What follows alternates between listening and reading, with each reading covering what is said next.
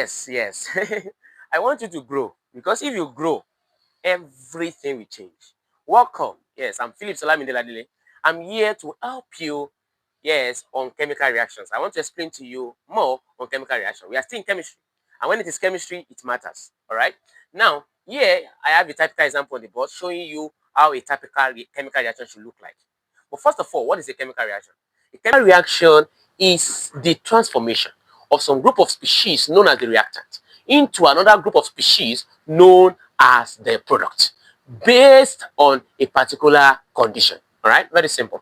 I'm here to tell you that there are 6 components when it comes to a chemical reaction.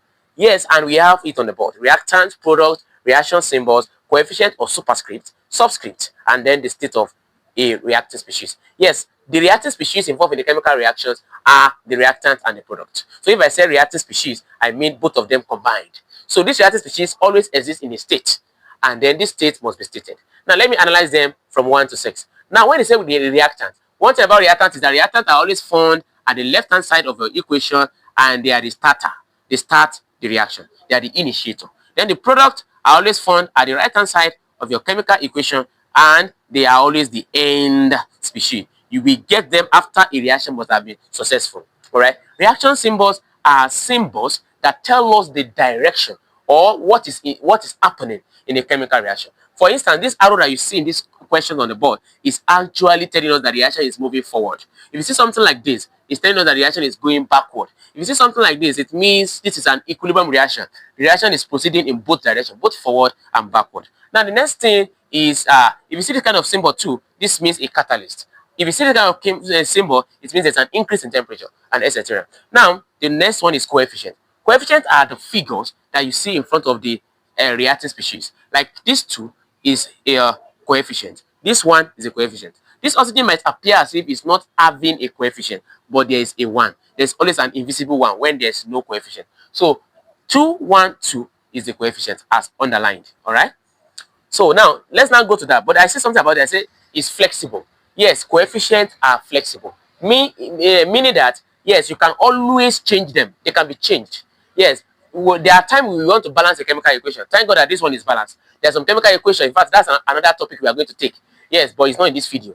Whereby we are going to balance a chemical reaction. So if this 2 is not working for us, we can change it. That's why I said they are flexible. But in the case of the next one, which is the subscript, what are the subscript? Subscript are these they are these figures that always stay at the bottommost part of these chemical symbols. Right, so you notice that this is 2, this is 2, this is 2. These 2 that you see me circle, they are rigid. They cannot be changed, and they are called the subscript. So if you want to change anything here, try to work with the coefficient, not the subscript, because they are rigid, they are unchangeable. Then finally, the state of a reacting species. Now, so talking of the reacting species, yes, reacting species must be in a particular state. You cannot list out the reacting species without telling us the state that they actually exist in. And we have about 4 major types of states: the solid, the liquid, the gaseous state, and the aqueous state, whereby the aqueous is when liquid and gas mix together. All right.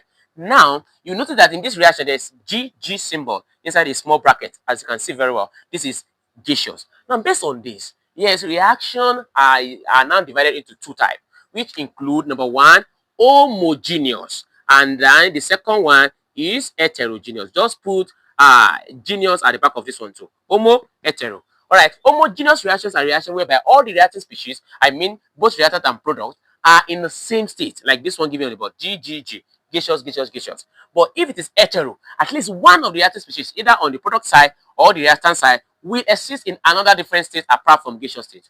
All right, which is maybe either the solid, the liquid, or the aqueous. I hope you understand that. Very simple. Please, I want to encourage you. Yes, this is just a tip of an iceberg. I will be glad to welcome you to my physical undergraduate class when school resumes come January 2026. So we are going to be starting on January 5th, 2026, and we are powerfully prepared. This is just a tip of an iceberg. I love you so much, and God bless you.